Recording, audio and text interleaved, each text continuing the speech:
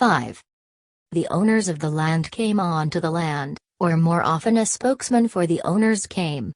They came in closed cars, and they felt the dry earth with their fingers, and sometimes they drove big earth augers into the ground for soil tests. The tenants, from their sun-beaten dooryards, watched uneasily when the closed cars drove along the fields. And at last the owner men drove into the dooryards and sat in their cars to talk out of the windows. The tenant men stood beside the cars for a while, and then squatted on their hams and found sticks with which to mark the dust. In the open doors the women stood looking out, and behind them the children, corn-headed children, with wide eyes, one barefoot on top of the other barefoot, and the toes working. The women and the children watched their men talking to the owner men. They were silent. Some of the owner men were kind because they hated what they had to do, and some of them were angry because they hated to be cruel, and some of them were cold because they had long ago found that one could not be an owner unless one were cold. And all of them were caught in something larger than themselves. Some of them hated the mathematics that drove them, and some were afraid, and some worshipped the mathematics because it provided a refuge from thought and from feeling. If a bank or a finance company owned the land, the owner man said, the bank, or the company, needs, wants, insists, must have, as though the bank or the company were a monster, with thought and feeling, which had ensnared them. These last would take no responsibility for the banks or the companies because they were men and slaves, while the banks were machines and masters all at the same time. Some of the owner men were a little proud to be slaves to such cold and powerful masters. The owner men sat in the cars and explained. You know the land is poor. You've scrabbled at it long enough, God knows. The squatting tenant men nodded and wondered and drew figures in the dust, and yes, they knew, God knows. If the dust only wouldn't fly. If the top would only stay on the soil, it might not be so bad. The owner men went on leading to their point. You know the land's getting poorer. You know what cotton does to the land, robs it, sucks all the blood out of it. The squatters nodded, they knew, God knew. If they could only rotate the crops they might pump blood back into the land. Well, it's too late. And the owner men explained the workings and the thinkings of the monster that was stronger than they were. A man can hold land if he can just eat and pay taxes, he can do that. Yes, he can do that until his crops fail one day and he has to borrow money from the bank. But, you see, a bank or a company can't do that, because those creatures don't breathe air, don't eat side meat. They breathe profits, they eat the interest on money. If they don't get it, they die the way you die without air, without side meat. It is a sad thing, but it is so. It is just so. The squatting men raised their eyes to understand. Can't we just hang on? Maybe the next year will be a good year. God knows how much cotton next year. And with all the wars, God knows what price cotton will bring. Don't they make explosives out of cotton? And uniforms? Get enough wars and cotton'll hit the ceiling. Next year, maybe. They looked up questioningly. We can't depend on it. The bank, the monster has to have profits all the time. It can't wait. It'll die. No, taxes go on. When the monster stops growing, it dies. It can't stay one size. Soft fingers began to tap the sill of the car window, and hard fingers tightened on the restless drawing sticks. In the doorways of the sun-beaten tenant houses, women sighed and then shifted feet so that the one that had been down was now on top, and the toes working. Dogs came sniffing near the owner cars and wetted on all four tires one after another. And chickens lay in the sunny dust and fluffed their feathers to get the cleansing dust down to the skin. In the little sties the pigs grunted inquiringly over the muddy remnants of the slops. The squatting men looked down again. What do you want us to do?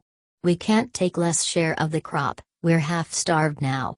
The kids are hungry all the time. We got no clothes, torn and ragged. If all the neighbors weren't the same, we'd be ashamed to go to meeting. And at last the owner men came to the point. The tenant system won't work anymore. One man on a tractor can take the place of 12 or 14 families. Pay him a wage and take all the crop. We have to do it. We don't like to do it. But the monster's sick. Something's happened to the monster.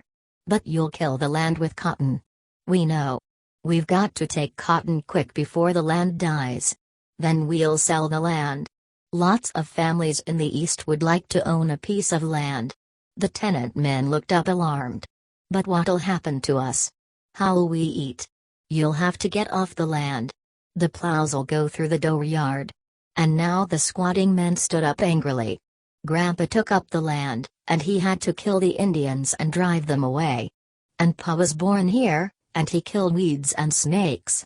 Then a bad year came and he had to borrow a little money. And we was born here. There in the door, our children born here. And Pa had to borrow money. The bank owned the land then, but we stayed and we got a little bit of what we raised. We know that, all that. It's not us, it's the bank. A bank isn't like a man.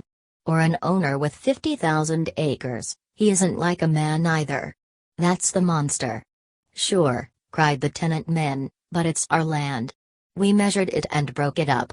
We were born on it, and we got killed on it, died on it. Even if it's no good, it's still ours. That's what makes it ours, being born on it, working it, dying on it. That makes ownership, not a paper with numbers on it. We're sorry. It's not us. It's the monster.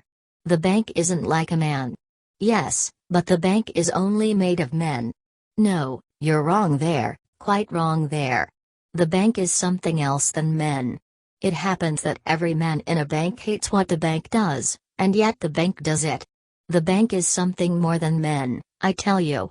It's the monster. Men made it, but they can't control it. The tenants cried, Grandpa killed Indians, Pa killed snakes for the land. Maybe we can kill banks, they're worse than Indians and snakes. Maybe we got to fight to keep our land, like Pa and Grandpa did. And now the owner men grew angry. You'll have to go. But it's ours, the tenant men cried. We, no. The bank, the monster owns it. You'll have to go. We'll get our guns, like Grandpa when the Indians came. What then? Well, first the sheriff, and then the troops. You'll be stealing if you try to stay, you'll be murderers if you killed to stay. The monster isn't men, but it can make men do what it wants. But if we go, where'll we go? How'll we go? We got no money. We're sorry, said the owner men. The bank, the 50,000-acre owner can't be responsible. You're on land that isn't yours. Once over the line maybe you can pick cotton in the fall. Maybe you can go on relief. Why don't you go on west to California? There's work there, and it never gets cold. Why, you can reach out anywhere and pick an orange. Why, there's always some kind of crop to work in. Why don't you go there? And the owner men started their cars and rolled away. The tenant men squatted down on their hams again to mark the dust with a stick, to figure, to wonder. Their sunburned faces were dark, and their sun-whipped eyes were light. The women moved cautiously out of the doorways toward their men, and the children crept behind the women, cautiously, ready to run. The bigger boys squatted beside their fathers, because that made them men. After a time the women asked, what did he want? And the men looked up for a second, and the smolder of pain was in their eyes. We got to get off. A tractor and a superintendent. Like factories. Where'll we go? The women asked. We don't know. We don't know. And the women went quietly back into the houses and herded the children ahead of them. They knew that a man so hurt and so perplexed may turn in anger, even on people he loves. They left the men alone to figure and to wonder in the dust.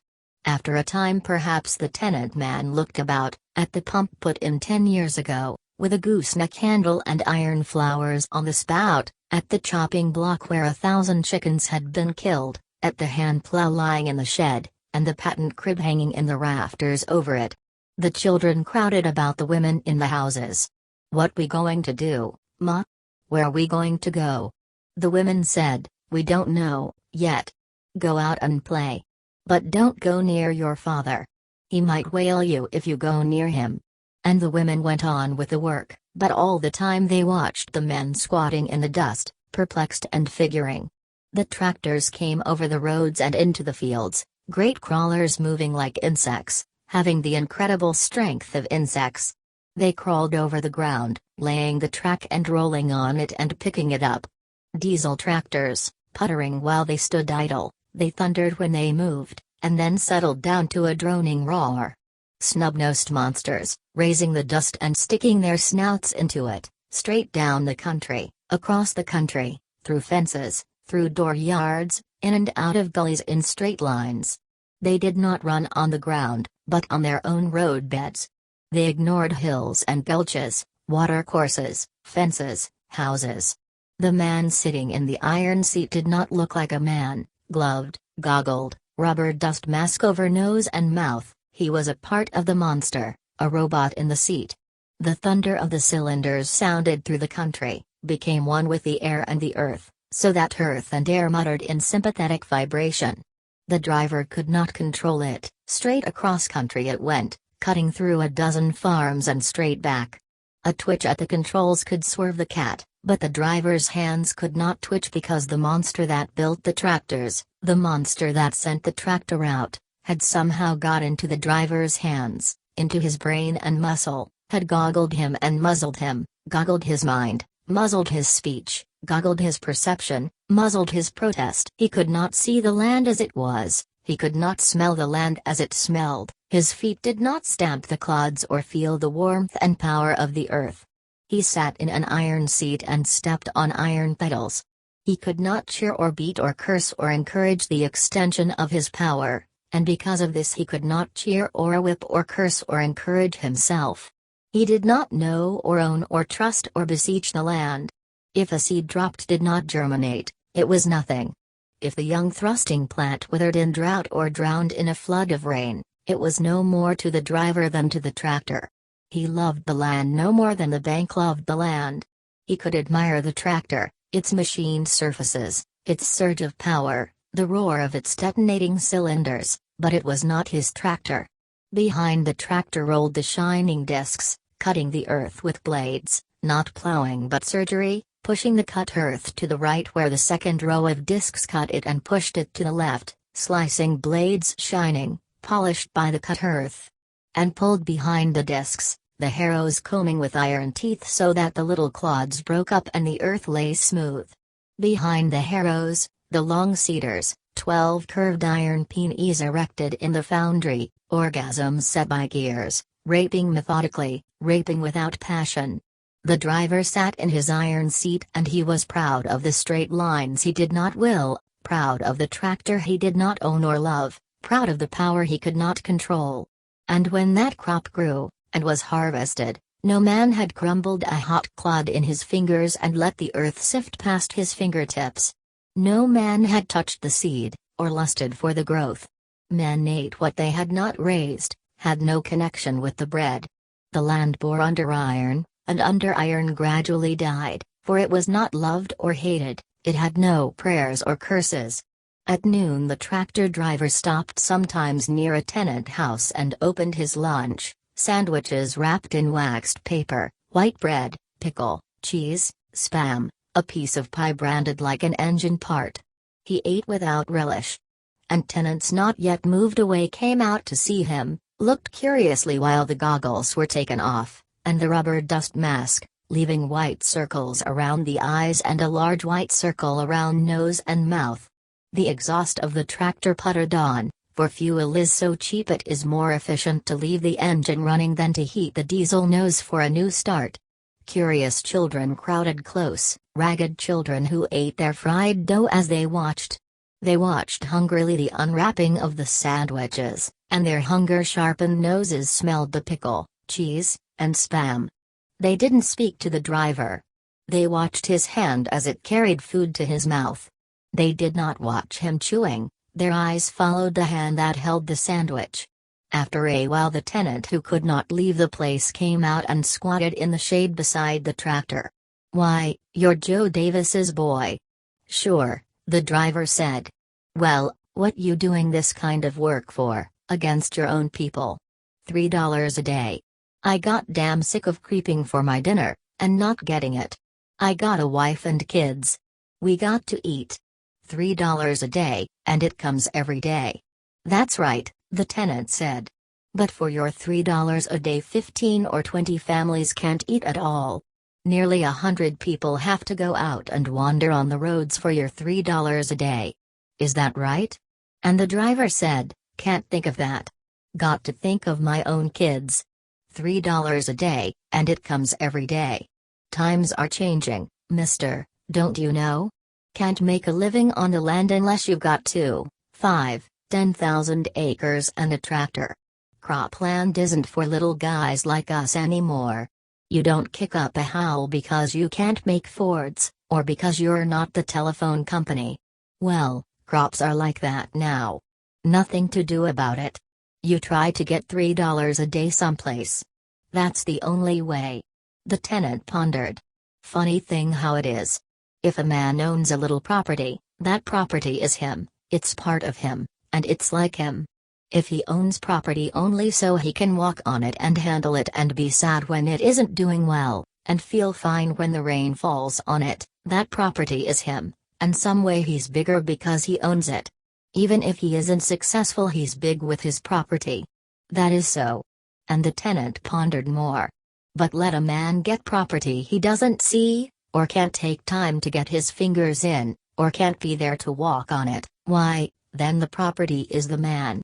He can't do what he wants, he can't think what he wants. The property is the man, stronger than he is. And he is small, not big. Only his possessions are big, and he's the servant of his property. That is so, too. The driver munched the branded pie and threw the crust away. Times are changed, don't you know? Thinking about stuff like that don't feed the kids. Get your $3 a day, feed your kids. You got no call to worry about anybody's kids but your own. You get a reputation for talking like that, and you'll never get $3 a day. Big shots won't give you $3 a day if you worry about anything but your $3 a day. Nearly 100 people on the road for your $3. Where will we go? And that reminds me, the driver said, you better get out soon. I'm going through the dooryard after dinner. You filled in the well this morning. I know. Had to keep the line straight. But I'm going through the dooryard after dinner. Got to keep the line straight. And, well, you know Joe Davis, my old man, so I'll tell you this. I got orders wherever there's a family not moved out, if I have an accident, you know, get too close and cave the house in a little, well, I might get a couple of dollars. And my youngest kid never had no shoes yet. I built it with my hands.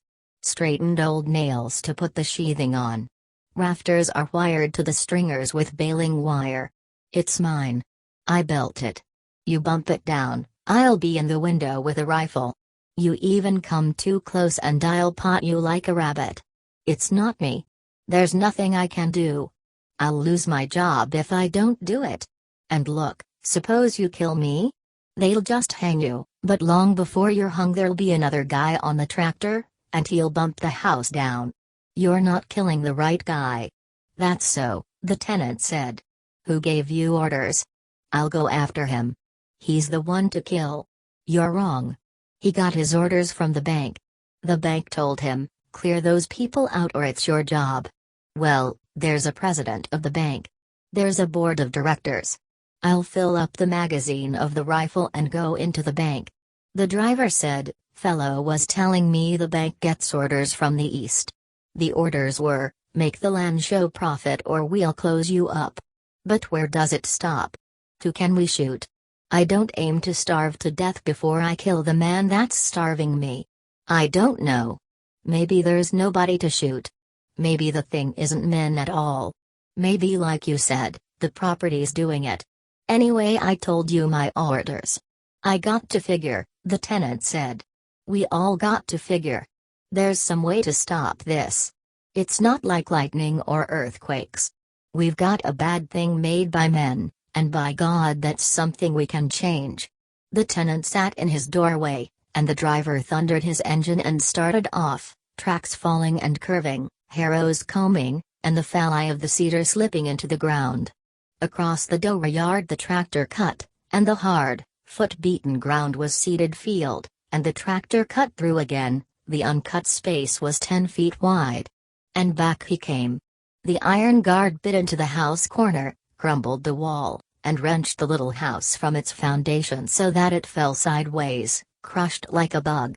And the driver was goggled and a rubber mask covered his nose and mouth. The tractor cut a straight line on, and the air and the ground vibrated with its thunder. The tenant man stared after it, his rifle in his hand. His wife was beside him, and the quiet children behind. And all of them stared after the tractor. 6. The Reverend Cassie and young Tom stood on the hill and looked down on the Jode place. The small unpainted house was mashed at one corner, and it had been pushed off its foundations so that it slumped at an angle, its blind front windows pointing at a spot of sky well above the horizon. The fences were gone and the cotton grew in the dooryard and up against the house, and the cotton was about the shed barn. The outhouse lay on its side, and the cotton grew close against it. Where the dooryard had been pounded hard by the bare feet of children and by stamping horses' hooves and by the broad wagon wheels, it was cultivated now, and the dark green, dusty cotton grew. Young Tom stared for a long time at the ragged willow beside the dry horse trough, at the concrete base where the pump had been. "Jesus," he said at last. "Hell must have popped here. There ain't nobody livin' there." At last he moved quickly down the hill, and Cassie followed him. He looked into the barn shed, deserted, a little ground straw on the floor, and at the mule stall in the corner. And as he looked in, there was a skittering on the floor and a family of mice faded in under the straw. Jode paused at the entrance to the tool shed Lento, and no tools were there, a broken plow point, a mess of hay wire in the corner, an iron wheel from a hayrake and a rat-gnawed mule collar, a flat gallon oil can crusted with dirt and oil, and a pair of torn overalls hanging on a nail. "There ain't nothin' left," said Jode. "We had pretty nice tools." "There ain't nothin' left," Cassie said. "If I was still a preacher I'd say the arm of the Lord had struck. But now I don't know what happened. I been away. I didn't hear nothin'." They walked toward the concrete well cap, walked through cotton plants to get to it, and the bolls were forming on the cotton, and the land was cultivated. "We never planted here," Jode said. "We always kept this clear. Why, you can't get a horse in now without he tromps the cotton." They paused at the dry watering trough, and the proper weeds that should grow under a trough were gone and the old thick wood of the trough was dry and cracked. On the well cap the bolts that had held the pump stuck up, their threads rusty and the nuts gone. Jode looked into the tube of the well and listened. He dropped a clod down the well and listened. "She was a good well," he said. "I can't hear water." He seemed reluctant to go to the house. He dropped clod after clod down the well. "Maybe they're all dead," he said. "But somebody'd a told me. I'd a got word some way. Maybe they left a letter or something to tell in the house. Would they have knowed you was comin' out?" "I don't know," said Jode. "No, I guess not. I didn't know myself till a week ago. Let's look in the house. She's all pushed out of shape. Something knocked the hell out of her." They walked slowly toward the sagging house. Two of the supports of the porch roof were pushed out so that the roof flopped down on one end. And the house corner was crushed in. Through a maze of splintered wood the room at the corner was visible. The front door hung open inward, and a low strong gate across the front door hung outward on leather hinges. Jode stopped at the step, a 12 by 12 timber. "Door steps here," he said. "But they're gone, or Ma's dead." He pointed to the low gate across the front door. "If Ma was anywheres about, that gate'd be shut and hooked. That's one thing she always done, seen that gate was shut." His eyes were warm. "Ever since the pig got in over to Jacobs and at the baby. Millie Jacobs was due out in the barn. She come in while the pig was still eatin' it. Well, Millie Jacobs was in a family way, and she went ravin'. Never did get over it. Touched ever since. But Ma took a lesson from it. She never left that pig gate open lest she was in the house herself. Never did forget. No, they're gone, or dead. He climbed to the split porch and looked into the kitchen. The windows were broken out, and throwing rocks lay on the floor, and the floor and walls sagged steeply away from the door, and the sifted dust was on the boards. Jode pointed to the broken glass and the rocks. "Kids," he said. "They'll go 20 miles to bust a window. I done it myself. They know when a house is empty, they know. That's the first thing kids do when folks move out." The kitchen was empty of furniture, stove gone and the round stovepipe hole in the wall showing light. On the sink shelf lay an old beer opener and a broken fork with its wooden handle gone. Jode slipped cautiously into the room, and the floor groaned under his weight. An old copy of the Philadelphia Ledger was on the floor against the wall, its pages yellow and curling. Jode looked into the bedroom, no bed, no chairs, nothing. On the wall a picture of an Indian girl in color, labeled Red Wing.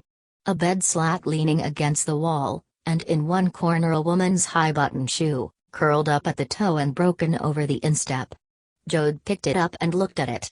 "I remember this," he said. "This was Ma's. It's all wore out now. Ma liked them shoes. Had 'em for years. No, they've went, and took everything." The sun had lowered until it came through the angled end windows now, and it flashed on the edges of the broken glass. Jode turned at last and went out and crossed the porch. He sat down on the edge of it and rested his bare feet on the 12 by 12 step.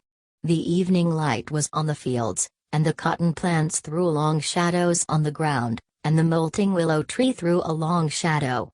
Cassie sat down beside Jode. "They never wrote you nothin'?" he asked. "No. Like I said, they wasn't people to write. Pa could write, but he wouldn't. Didn't like to. It give him the shivers to write. He could work out a catalog order as good as the next fella, but he wouldn't write no letters just for ducks." They sat side by side, staring off into the distance. Jode laid his rolled coat on the porch beside him. His independent hands rolled a cigarette, smoothed it and lighted it, and he inhaled deeply and blew the smoke out through his nose. "Something's wrong," he said. "I can't put my finger on her. I got an itch that something's wronger in hell. Just this house pushed around and my folks gone." Cassie said, "Right over there the ditch was, where I done the baptizin'. You wasn't mean, but you was tough. Hung on to that little girl's pigtail like a bulldog. We baptize you both in the name of the Holy Ghost, and still you hung on. Old Tom says, haul him underwater. So I shove your head down till you start to bubblin' before you'd let go that pigtail. You wasn't mean, but you was tough. Sometimes a tough kid grows up with a big jolt of the spirit in him." A lean gray cat came sneaking out of the barn and crept through the cotton plants to the end of the porch. It leaped silently up to the porch and crept low-belly toward the men. It came to a place between and behind the two, and then it sat down, and its tail stretched out straight and flat to the floor, and the last inch of it flicked. The cat sat and looked off into the distance where the men were looking. Jode glanced around at it. "By God! Look who's here!" Somebody stayed. He put out his hand, but the cat leaped away out of reach and sat down and licked the pads of its lifted paw. Jode looked at it, and his face was puzzled. "I know what's the matter," he cried. "That cat you made me figure what's wrong." "Seems to me there's lots wrong," said Cassie. "No, it's more'n you this place. Why'n't that cat you move in with some neighbors, with the Rances? How come nobody ripped some lumber off this house? Ain't been nobody here for 3-4 months, and nobody stole no lumber. Nice planks on the barn shed, plenty good planks on the house, window frames, and nobody's took 'em. That ain't right. That's what was botherin' me, and I couldn't catch hold of her." "Well, what's that figure out for you?" Cassie reached down and slipped off his sneakers and wriggled his long toes on the step. "I don't know.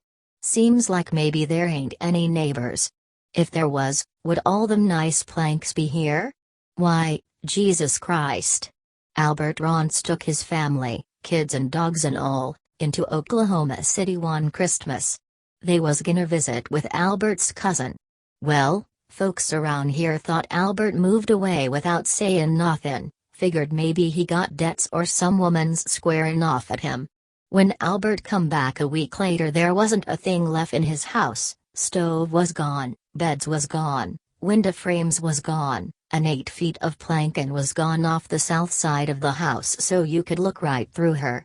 He come driving home just as Molly Graves was going away with the doors in the well pump. Took Albert 2 weeks driving around the neighbors 'fore he got his stuff back. Cassie scratched his toes luxuriously. Didn't nobody give him an argument?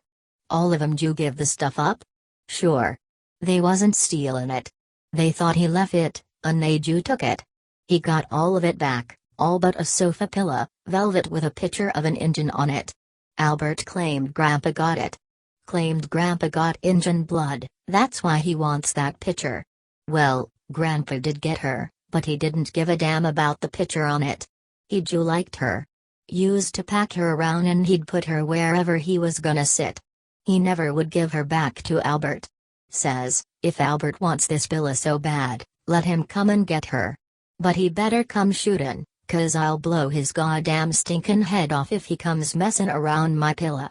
So finally Albert give up and made Grandpa a present of that pillow. It give Grandpa iters, though. He took to 7 chicken feathers. Says he's gonna have a whole damn bed of feathers. But he never got no feather bed. One time Pa got mad at a skunk under the house. Pa slapped that skunk with a 2x4, and Ma burned all Grandpa's feathers so we could live in the house. He laughed. Grandpa's a tough old bastard. Jew sat on that Injun pillow and says, let Albert come and get her. Why, he says, I'll take that squirt and wring him out like a pair of drawers. The cat crept close between the men again, and its tail lay flat and its whiskers jerked now and then. The sun dropped low toward the horizon and the dusty air was red and golden. The cat reached out a gray questioning paw and touched Jode's coat. He looked around. Hell, I forgot the turtle. I ain't gonna pack it all over hell. He unwrapped the land turtle and pushed it under the house. But in a moment it was out, headed southwest as it had been from the first. The cat leaped at it and struck at its straining head and slashed at its moving feet. The old, hard, humorous head was pulled in, and the thick tail slapped in under the shell, and when the cat grew tired of waiting for it and walked off, the turtle headed on southwest again. Young Tom Jode and the preacher watched the turtle go, waving its legs and boosting its heavy, high-domed shell along toward the southwest. The cat crept along behind for a while, but in a dozen yards it arched its back to a strong taut bow and yawned, and came stealthily back toward the seated men. Where the hell you s'pose he's goin'? Said Jode. I seen turtles all my life. They're always going someplace. They always seem to want to get there. The gray cat seated itself between and behind them again. It blinked slowly. The skin over its shoulders jerked forward under a flea, and then slipped slowly back. The cat lifted a paw and inspected it, flicked its claws out and in again experimentally, and licked its pads with a shell-pink tongue. The red sun touched the horizon and spread out like a jellyfish, and the sky above it seemed much brighter and more alive than it had been. Jode unrolled his new yellow shoes from his coat, and he brushed his dusty feet with his hand before he slipped them on. The preacher, staring off across the fields, said, Somebody's comin'. Look. Down there, right through the cotton. Jode looked where Cassie's finger pointed. Comin' afoot, he said. Can't see him for the dust he raises. Who the hell's comin' here? They watched the figure approaching in the evening light, and the dust it raised was reddened by the setting sun. Man, said Jode. The man drew closer, and as he walked past the barn, Jode said, Why, I know him. You know him, that's Molly Graves. And he called, Hey, Molly. How ya? The approaching man stopped, startled by the call, and then he came on quickly. He was a lean man, rather short. His movements were jerky and quick. He carried a gunny sack in his hand. His blue jeans were pale at knee and seat, and he wore an old black suit coat, stained and spotted, the sleeves torn loose from the shoulders in back, and ragged holes worn through at the elbows. His black hat was as stained as his coat, and the band, torn half free, flopped up and down as he walked. Molly's face was smooth and unwrinkled, but it wore the truculent look of a bad child's, the mouth held tight and small, the little eyes half scowling, half petulant. "You remember Molly," Jode said softly to the preacher.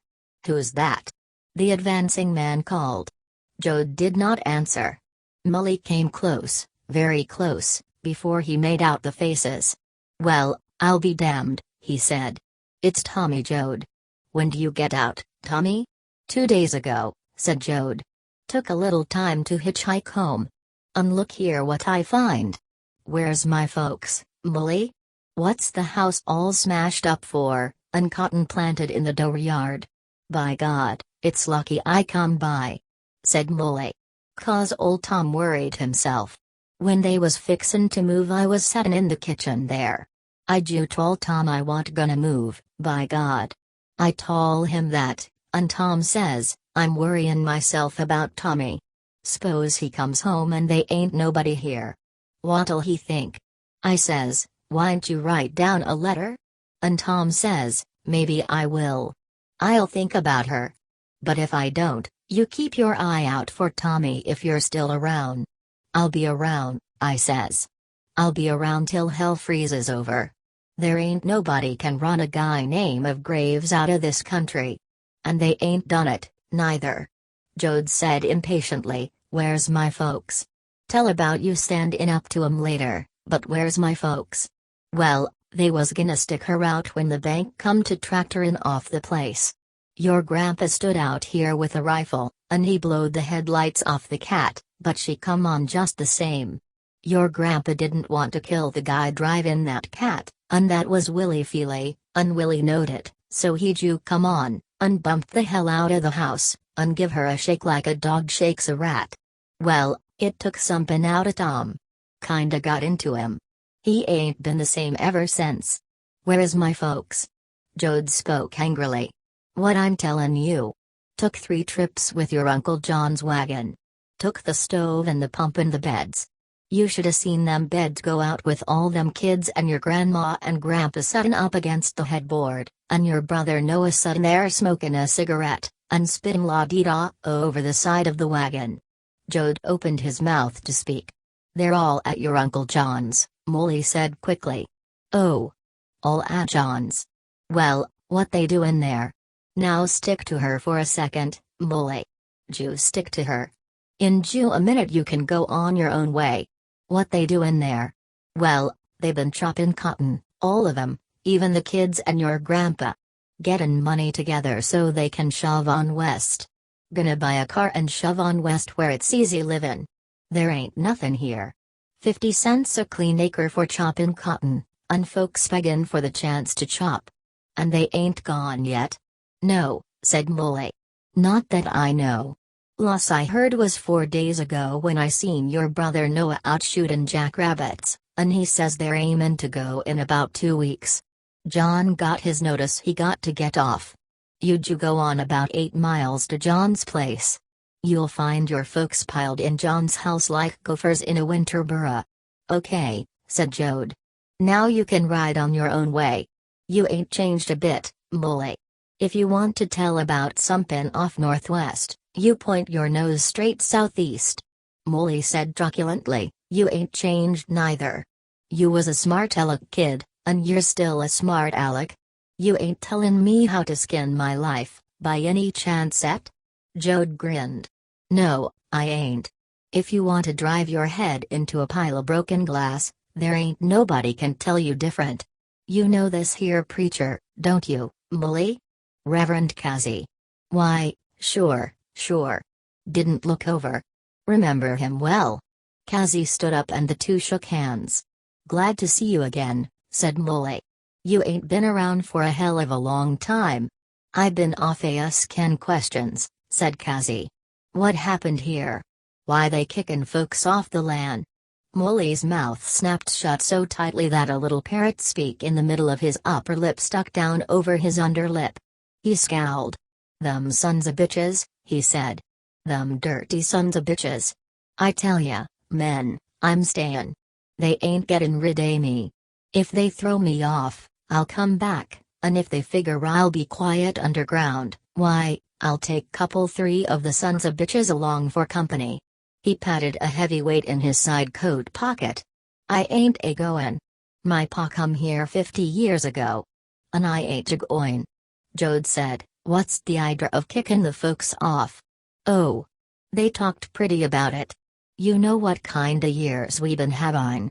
Dust comin' up and spoil and everything, so a man didn't get enough crop to plug up an ant's ass.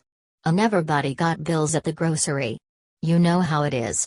Well, the folks that owns the land says, we can't afford to keep no tenants. And they says, the share a tenant gets is due the margin of profit we can't afford to lose. And they says, if we put all our land in one piece we can do hardly make her pay. So they tractored all the tenants off the land. All kept me, and by God I ain't goin'. Tommy, you know me. You knowed me all your life." "Damn right," said Jode, "all my life." "Well, you know I ain't a fool. I know this land ain't much good. Never was much good kept for grazin', never shoulda broke her up. Now she's cotton damn near to death. If only they didn't tell me I got to get off, why, I'd probably be in California right now eatin' grapes and pickin' an orange when I wanted. But them sons of bitches says I got to get off, and, Jesus Christ, a man can't, when he's told to." "Sure," said Jode. "I wonder Pa went so easy. I wonder Grandpa didn't kill nobody. Nobody never told Grandpa where to put his feet. And Ma ain't nobody you can push around neither. I seen her beat the hell out of a tent peddler with a live chicken one time 'cause he give her a argument. She had the chicken in one hand, and the axe in the other, about to cut its head off. She aimed to go for that peddler with the axe, but she forgot which hand was which, and she takes after him with the chicken. Couldn't even eat that chicken when she got done. They wasn't nothing but a pair of legs in her hand." Grandpa throwed his hip out a joint laughin'. "How'd my folks go so easy?" "Well, the guy that comes around talked nice as pie. You got to get off." "It ain't my fault." "Well," I says, "whose fault is it? I'll go and I'll nut the fella. It's the Shawnee Lannon Cattle Company. I ju got orders." "Who's the Shawnee Lannon Cattle Company?" "It ain't nobody. It's a company. Got a fella crazy. There wasn't nobody you could lay for. Lot a the folks you got tired out lookin' for somethin' to be mad at, but not me. I'm mad at all of it. I'm stayin'." A large red drop of sun lingered on the horizon and then dripped over and was gone, and the sky was brilliant over the spot where it had gone, and a torn cloud, like a bloody rag, hung over the spot of its going. And dusk crept over the sky from the eastern horizon, and darkness crept over the land from the east. The evening star flashed and glittered in the dusk. The gray cat sneaked away toward the open barn shed and passed inside like a shadow. Jode said, "Well, we ain't gonna walk no 8 miles to Uncle John's place tonight. My dogs is burned up. How's it if we go to your place, Molly? That's only about a mile. Won't do no good." Molly seemed embarrassed. "My wife and the kids and her brother all took and went to California. They wasn't nothin' to eat. They wasn't as mad as me, so they went. They wasn't nothin' to eat here." The preacher stirred nervously. "You should have went too. You shouldn't have broke up the family." "I couldn't," said Molly Graves. "Somepin' you wouldn't let me." "Well, by God, I'm hungry," said Jode. "4 solemn years I been eatin' right on the minute. My guts is yellin' bloody murder. What you gonna eat, Molly? How you been gettin' your dinner?" Molly said ashamedly, "For a while I ate frogs and squirrels and prairie dogs sometimes. Had to do it. But now I got some wire nooses on the tracks in the dry stream brush. Get rabbits, and sometimes a prairie chicken. Skunks get caught, and coons, too." He reached down, picked up his sack, and emptied it on the porch. 2 cottontails and a jackrabbit fell out and rolled over limply, soft and furry. "God almighty," said Jode, "it's more'n 4 years since I've et fresh killed meat." Cassie picked up one of the cottontails and held it in his hand. "You sharin' with us, Molly Graves?" he asked. Molly fidgeted in embarrassment. I ain't got no choice in the matter." He stopped on the ungracious sound of his words. "That ain't like I mean it. That ain't. I mean," he stumbled, "what I mean, if a fella's got somethin' to eat and another fella's hungry, why, the first fella ain't got no choice. I mean, s'pose I pick up my rabbits and go off somewheres and eat 'em. See?" "I see," said Cassie. "I can see that. Molly sees somethin' there, Tom. Molly's got hold of somethin', and it's too big for him, and it's too big for me." Young Tom rubbed his hands together. "Who got a knife? Liz get at these here miserable rodents. Liz get at 'em." Molly reached in his pants pocket and produced a large horn-handled pocket knife. Tom Joad took it from him, opened a blade, and smelled it. He drove the blade again and again into the ground and smelled it again, wiped it on his trouser leg, and felt the edge with his thumb. Molly took a quart bottle of water out of his hip pocket and set it on the porch. "Go easy on that there water," he said. "That's all there is. This here well's filled in." Tom took up a rabbit in his hand. "One of you go get some bale wire out of the barn. We'll make a fire with some of this broken plank from the house." He looked at the dead rabbit. "There ain't nothin' so easy to get ready as a rabbit," he said. He lifted the skin of the back, slit it, put his fingers in the hole, and tore the skin off. It slipped off like a stocking, slipped off the body to the neck, and off the legs to the paws. Joad picked up the knife again and cut off head and feet. He laid the skin down, slit the rabbit along the ribs, shook out the intestines onto the skin, and then threw the mess off into the cotton field. And the clean muscled little body was ready. Joad cut off the legs and cut the meaty back into 2 pieces. He was picking up the second rabbit when Cassie came back with a snarl of bale wire in his hand. "Now build up a fire and put some stakes up," said Joad. "Jesus Christ, I'm hungry for these here creatures." He cleaned and cut the rest of the rabbits and strung them on the wire. Molly and Cassie tore splintered boards from the wrecked house corner and started a fire, and they drove a stake into the ground on each side to hold the wire. Molly came back to Joad. "Look out for boils on that jackrabbit," he said.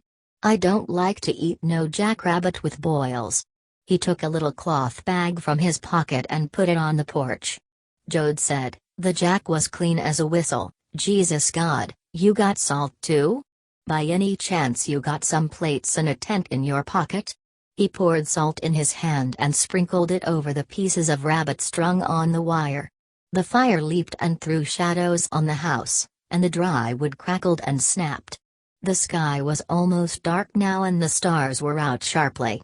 The gray cat came out of the barn shed and trotted meowing toward the fire, but, nearly there, it turned and went directly to one of the little piles of rabbit entrails on the ground.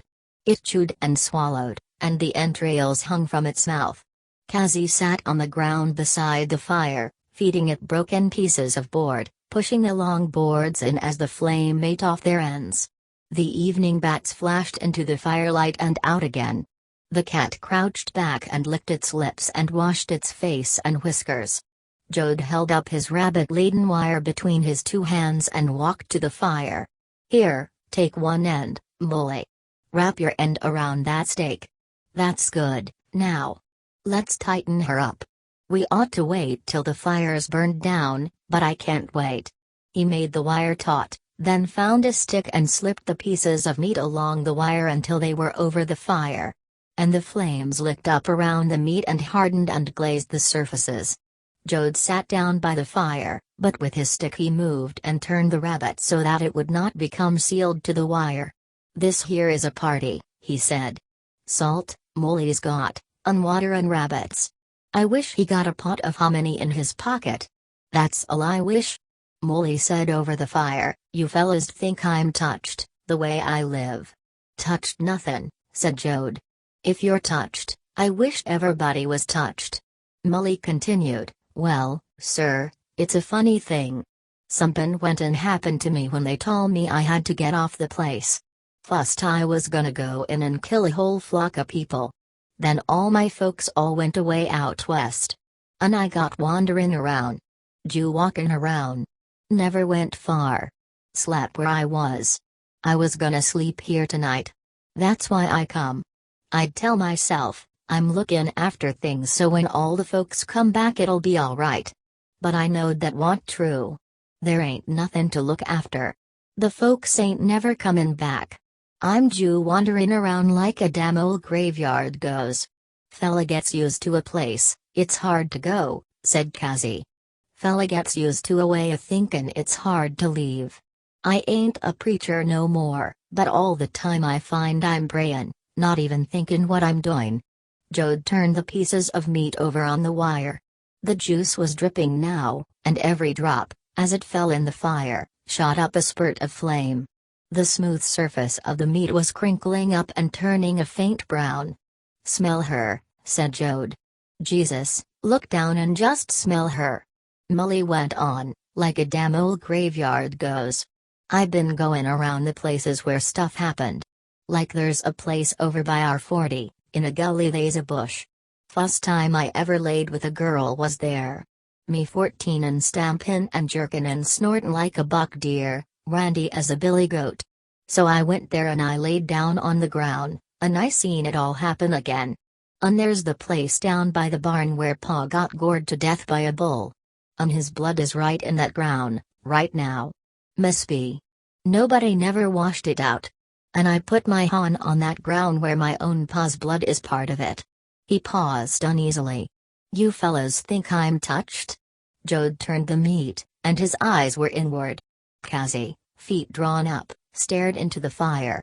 15 feet back from the men the fed cat was sitting, the long gray tail wrapped neatly around the front feet. A big owl shrieked as it went overhead, and the firelight showed its white underside and the spread of its wings. No, said Cassie. You're lonely, but you ain't touched. Molly's tight little face was rigid. I put my hand right on the ground where that blood is still. And I seen my paw with a hole through his chest, and I felt him shiver up against me like he done, and I seen him kind of settle back and reach with his hands and his feet. And I seen his eyes all milky with hurt, and then he was still and his eyes so clear, lookin' up. And me a little kid settin' there, not cryin' nor nothin', Jew settin' there. He shook his head sharply. Jode turned the meat over and over. And I went in the room where Joe was born. Bed wasn't there, but it was the room. And all them things is true, and they're right in the place they happened. Joe came to life right there. He give a big ol' gasp and then he let out a squawk you could hear a mile, and his grandma stand in there says, that's a daisy, over and over. And her so proud she bust 3 cups that night. Jode cleared his throat. Think we better eat her now. Let her get good and done, good and brown, almost black, said Molly irritably. I want to talk. I ain't talked to nobody. If I'm touched, and that's the end of it. Like a old graveyard goes going to neighbors' houses in the night. Peter's, Jacob's, Rance's, Jode's, and the houses all dark, stand in like miserable ratty boxes, but they was good parties and dancin'. And there was meetin's and shoutin' glory. They was weddin's, all in them houses. And then I'd want to go in town and kill folks. 'Cause what did they take when they tractored the folks off the land? What did they get so their margin of profit was safe? They got Pa dyin' on the ground, and Joe yellin' his first breath, and me jerkin' like a billy goat under a bush in the night. What did they get? God knows the land ain't no good. Nobody been able to make a crop for years. But them sons of bitches at their desks, they do chopped folks in two for their margin of profit. They do cut 'em in two. Place where folks live is them folks. They ain't whole, out lonely on the road in a piled up car. They ain't alive no more. Them sons of bitches killed 'em. And he was silent, his thin lips still moving, his chest still panting. He sat and looked down at his hands in the firelight. I ain't talked to nobody for a long time, he apologized softly. I been sneakin' around like a old graveyard goes. Cassie pushed the long boards into the fire and the flames licked up around them and leaped up toward the meat again. The house cracked loudly as the cooler night air contracted the wood. Cassie said quietly, I gotta see them folks that's gone out on the road. I got a feelin' I got to see them. They gonna need help no preachin' can give 'em. Hope of heaven when their lives ain't lived? Holy Spirit when their own spirit is downcast and sad? They gonna need help. They got to live before they can afford to die. Jode cried nervously, Jesus Christ, let's eat this meat for it's smaller than a cooked mouse. Look at her. Smell her. He leaped to his feet and slid the pieces of meat along the wire until they were clear of the fire. He took Molly's knife and sawed through a piece of meat until it was free of the wire. Here's for the preacher, he said. I tell you I ain't no preacher. Well, here's for the man, then. He cut off another piece. Here, Molly, if you ain't too goddamn upset to eat. This here's Jackrabbit. Tougher'n a bull bitch. He sat back and clamped his long teeth on the meat and tore out a great bite and chewed it. Jesus Christ. Hear her crunch.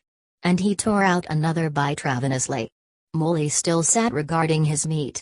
Maybe I oughtn't to a talked like that, he said.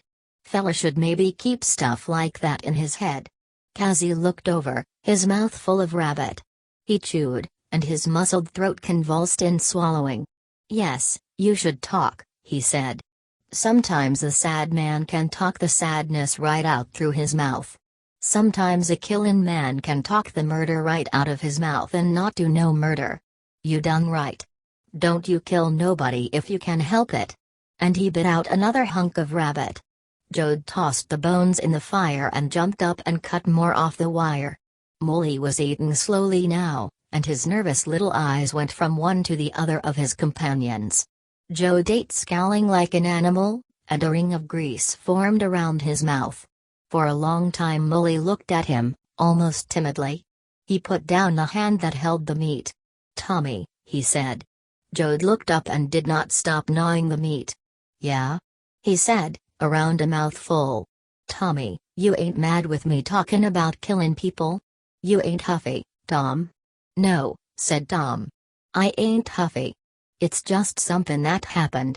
Everybody knowed it was no fault of yours, said Molly. Ol' man Turnbull said he was gonna get you when you come out. Says nobody can kill one of his boys. All the folks hereabouts talked him out of it, though. We was drunk, Jode said softly. Drunk at a dance. I don't know how she started. And then I felt that knife go in me, and that sobered me up. Fust thing I see is Herb comin' for me again with his knife. They was this here shovel leanin' against the schoolhouse, so I grabbed it and smacked him over the head. I never had nothing against Herb. He was a nice fella. Come Aprilin' after my sister rose a sharn when he was a little fella. No, I liked Herb. Well, everybody told his pa that, and finally cooled him down. Somebody says they's Hatfield blood on his mother's side in Old Turnbull, and he's got to live up to it. I don't know about that. Him and his folks went on to California 6 months ago. Jode took the last of the rabbit from the wire and passed it around. He settled back and ate more slowly now, chewed evenly, and wiped the grease from his mouth with his sleeve. And his eyes, dark and half-closed, brooded as he looked into the dying fire. Everybody's going west, he said. I got me a parole to keep. Can't leave the state. Parole? Molly asked. I heard about them. How do they work? Well, I got out early, 3 years early. They's stuff I gotta do, or they send me back in. Got to report ever so often. How they treat ya there in McAlester. My woman's cousin was in McAlester and they give him hell. It ain't so bad, said Jode. Like every place else. They give you hell if you raise hell. You get along okay, some guard gets it in for ya. Then you catch plenty hell. I got along okay, minded my own business, like any guy would. I learned to write nice as hell. Birds and stuff like that, too, not just word writin'. My ol' man'll be sore when he sees me whip out a bird in one stroke. Pa's gonna be mad when he sees me do that. He don't like no fancy stuff like that. He don't even like word writin'. Kinda scares him, I guess. Every time Pa seen writin', somebody took something away from him. They didn't give you no beatins or nothin' like that? No, I ju tended my own affairs. Course you get goddamn good and sick a doing the same thing day after day for 4 years. If you done something you was ashamed of, you might think about that. But, hell, if I seen Herb Turnbull comin' for me with a knife right now, I'd squash him down with a shovel again. Anybody would, said Muley. The preacher stared into the fire, and his high forehead was white in the settling dark. The flash of little flames picked out the cords of his neck. His hands, clasped about his knees, were busy pulling knuckles. Jode threw the last bones into the fire and licked his fingers and then wiped them on his pants. He stood up and brought the bottle of water from the porch, took a sparing drink, and passed the bottle before he sat down again. He went on. The thing that give me the most trouble was, it didn't make no sense. You don't look for no sense when lightnin' kills a cow, or it comes up a flood. That's due the way things is. But when a bunch of men take and lock you up for years, it ought to have some meaning. Men is supposed to think things out. Here they put me in, and keep me and feed me for years. That ought to either make me so I won't do her again or else punish me so I'll be afraid to do her again. He paused, but if Herb or anybody else come for me, I'd do her again. Do her before I could figure her out. Especially if I was drunk. That sort of senselessness kinda worries a man. Mully observed, Judge says he give you a light sentence 'cause it wasn't all your fault. Jode said, they's a guy in McAlester, lifer. He studies all the time. He's secretary of the warden, writes the warden's letters and stuff like that. Well, he's one hell of a bright guy and reads law and all stuff like that. Well, I talked to him one time about her, 'cause he reads so much stuff. He says it don't do no good to read books. Says he's read everything about prisons now, and in the old times, and he says she makes less sense to him now than she did before he starts readin'. He says it's a thing that started way to hell and gone back, nobody seems to be able to stop her, nobody got sense enough to change her. He says for God's sake don't read about her because he says for one thing you'll get messed up worse, and for another you won't have no respect for the guys that work the governments. I ain't got a hell of a lot of respect for 'em now, said Muley. Any kinda government we got that leans on us fellas is the safe margin of profit. There's one thing that got me stumped, and that's Willie Feely, drivin' that cat, and gonna be a straw boss on land his own folks used to farm. That worries me. I can see how a fella might come from some other place and not know no better, but Willie belongs. Worried me so I went up to him and asked him. Right off he got mad. I got 2 little kids, he says. I got a wife and my wife's mother. Them people got to eat. Gets madder'n hell. First and only thing I got to think about is my own folks, he says. What happens to other folks is their lookout, he says. Seems like he's shamed, so he gets mad. Jim Casey had been staring at the dying fire, and his eyes had grown wider and his neck muscles stood higher. Suddenly he cried, I got her. If ever a man got a dose of the spirit, I got her. Got her all of a flash. He jumped to his feet and paced back and forth, his head swinging. Had a tent one time. Drawed as much as 500 people every night. That's before either you fellas seen me. He stopped and faced them. Ever notice I never took no collections when I was preachin' out here to folks, in barns and in the open? By God, you never, said Muley. People around here got so used to not givin' you money they got to bein' a little mad when some other preacher came along and passed the hat. Yes, sir. I took somethin' to eat, said Cassie. I took a pair of pants when mine was wore out, and a old pair of shoes when I was walkin' through to the ground, but it wasn't like when I had the tent. Some days there I'd taken $10 or $20. Wasn't happy that away, so I give her up, and for a time I was happy. I think I got her now. I don't know if I can say her. I guess I won't try to say her, but maybe there's a place for a preacher. Maybe I can preach again. Folks out lonely on the road, folks with no land, no home to go to. They got to have some kind of home. Maybe. He stood over the fire. The 100 muscles of his neck stood out in high relief, and the firelight went deep into his eyes and ignited red embers. He stood and looked at the fire, his face tense as though he were listening, and the hands that had been active to pick, to handle, to throw ideas, grew quiet, and in a moment crept into his pocket. The bats flittered in and out of the dull firelight, and the soft watery burble of a nighthawk came from across the fields. Tom reached quietly into his pocket and brought out his tobacco, and he rolled a cigarette slowly and looked over it at the coals while he worked. He ignored the whole speech of the preacher, as though it were some private thing that should not be inspected.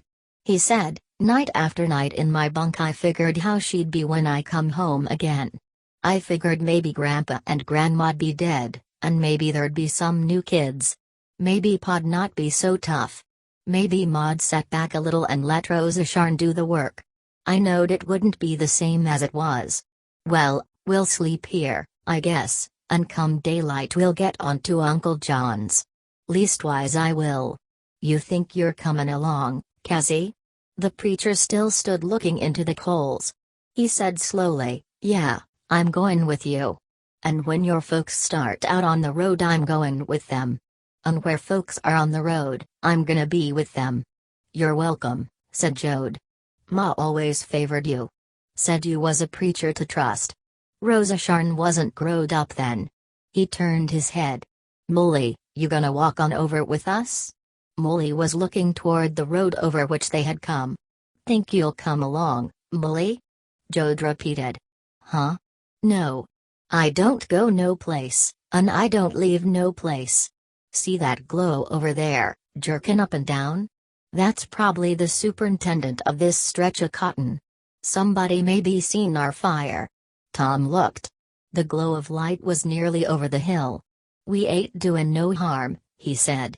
"We'll ju set here. We ain't doin' nothin'." Molly cackled. "Yeah. We're doin' somethin' ju be in here. We're trespassing. We can't stay. They been trying to catch me for 2 months. Now you look. If that's a car comin' we go out in the cotton and lay down. Don't have to go far. Then by God let 'em try to fin us. Have to look up and down never row. Just keep your head down." Jode demanded, "What's come over you, Molly? You wasn't never no run and hide fella. You was mean." Molly watched the approaching lights. "Yeah," he said. "I was mean like a wolf. Now I'm mean like a weasel. When you're huntin' somethin' you're a hunter, and you're strong. Can't nobody beat a hunter. But when you get hunted, that's different. Somethin' happens to you. You ain't strong, maybe you're fierce, but you ain't strong.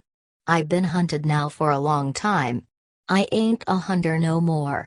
I'd maybe shoot a fella in the dark, but I don't maul nobody with a fence stake no more. It don't do no good to fool you or me. That's how it is." "Well, you go out and hide," said Jode. "Leave me and Cassie tell these bastards a few things." The beam of light was closer now, and it bounced into the sky and then disappeared, and then bounced up again. All 3 men watched. Molly said, "There's one more thing about being hunted. You get to thinkin' about all the dangerous things. If you're huntin' you don't think about 'em, and you ain't scared.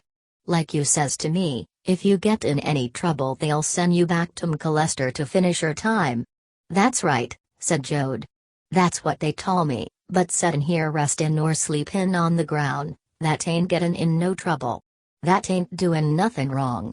That ain't like gettin' drunk or raisin' hell." Molly laughed. "You'll see. You ju set here, and the car'll come. Maybe it's Willie Feely, and Willie's a deputy sheriff now. What you doin' trespassin' here? Willie says. Well, you always did know Willie was full of crap, so you says, what's it to you? Willie gets mad and says, you get off or I'll take you in. And you ain't gonna let no Feely push you around 'cause he's mad and scared. He's made a bluff and he got to go on with it, and here's you gettin' tough and you got to go through. Oh, hell, it's a lot easier to lay out in the cotton and let them look. It's more fun, too, 'cause they're mad and can't do nothin', and you're out there laughin' at 'em. But you do talk to Willie or any boss, and you slug hell out of 'em and they'll take you in and run you back to McAllister for 3 years. You're talkin' sense, said Jode. Every word you say is sense. But, Jesus, I hate to get pushed around. I lots rather take a sock at Willie. He got a gun, said Molly. He'll use it 'cause he's a deputy. Then he either got to kill you or you got to get his gun away and kill him. Come on, Tommy. You can easy tell yourself you're fooling them lying out like that. And it all just amounts to what you tell yourself. The strong lights angled up into the sky now, and the even drone of a motor could be heard. Come on, Tommy. Don't have to go far, Jew 1415 rows over, and we can watch what they do. Tom got to his feet. By God, you're right. He said. I ain't got a thing in the world to win, no matter how it comes out. Come on, then, over this way. Molly moved around the house and out into the cotton field about 50 yards. This is good, he said. Now lay down. You only got to pull your head down if they start the spotlight going. It's kinda fun. The three men stretched out at full length and propped themselves on their elbows. Molly sprang up and ran toward the house, and in a few moments he came back and threw a bundle of coats and shoes down. They'd have taken him along just to get even, he said. The lights topped the rise and bore down on the house. Jode asked, won't they come out here with flashlights and look around for us? I wished I had a stick. Molly giggled. No, they won't. I tell you I'm mean like a weasel. Willie done that one night and I clipped him from behind with a fence stake. Knocked him colder in a wedge. He told later how 5 guys come at him. The car drew up to the house and a spotlight snapped on. Duck, said Molly. The bar of cold white light swung over their heads and crisscrossed the field. The hiding men could not see any movement, but they heard a car door slam and they heard voices. Scared to get in the light, Molly whispered. Once, twice I've took a shot at the headlights.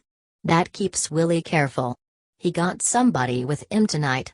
They heard footsteps on wood, and, then from inside the house they saw the glow of a flashlight. Shall I shoot through the house? Molly whispered. They couldn't see where it come from. Give them something to think about. Sure, go ahead, said Jode. Don't do it, Cassie whispered. It won't do no good. Jew a waste.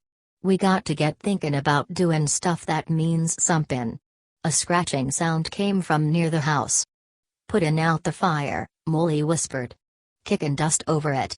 The car door slammed, the headlights swung around and faced the road again. Now duck, said Molly. They dropped their heads and the spotlight swept over them and crossed and recrossed the cotton field, and then the car started and slipped away and topped the rise and disappeared. Molly sat up. Willie always tries that lost flash. He done it so often I can time him. And he still thinks it's cute. Cassie said, maybe they left some fellas at the house. They'd catch us when we come back. Maybe. You fellas wait here. I know this game. He walked quietly away, and only a slight crunching of clods could be heard from his passage. The 2 waiting men tried to hear him, but he had gone. In a moment he called from the house, they didn't leave nobody. Come on back. Cassie and Jode struggled up and walked back toward the black bulk of the house. Molly met them near the smoking dust pile which had been their fire. I didn't think they'd leave nobody, he said proudly. Me knockin' Willie over and talking a shot at the lights once twice keeps 'em careful. They ain't sure who it is, and I ain't gonna let 'em catch me. I don't sleep near no house. If you fellas want to come along, I'll show you where to sleep, where they ain't nobody gonna stumble over ya. Lead off, said Jode. We'll follow you. I never thought I'd be hiding out on my old man's place. Molly set off across the fields, and Jode and Cassie followed him. They kicked the cotton plants as they went. You'll be hiding from lots of stuff, said Molly. They marched in single file across the fields. They came to a water cut and slid easily down to the bottom of it. By God, I bet I know, cried Jode.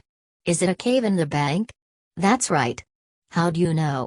I dug her, said Jode. Me and my brother Noah dug her. Lookin' for gold we says we was but we was Jew diggin' caves like kids always does. The walls of the water cut were above their heads now. Ought to be pretty close, said Jode. Seems to me I remember her pretty close. Molly said, I've covered her with brush. Nobody couldn't find her. The bottom of the gulch leveled off, and the footing was sand. Jode settled himself on the clean sand. I ain't gonna sleep in no cave, he said. I'm gonna sleep right here. He rolled his coat and put it under his head. Molly pulled at the covering brush and crawled into his cave. I like it in here, he called. I feel like nobody can come at me. Jim Casey sat down on the sand beside Jode.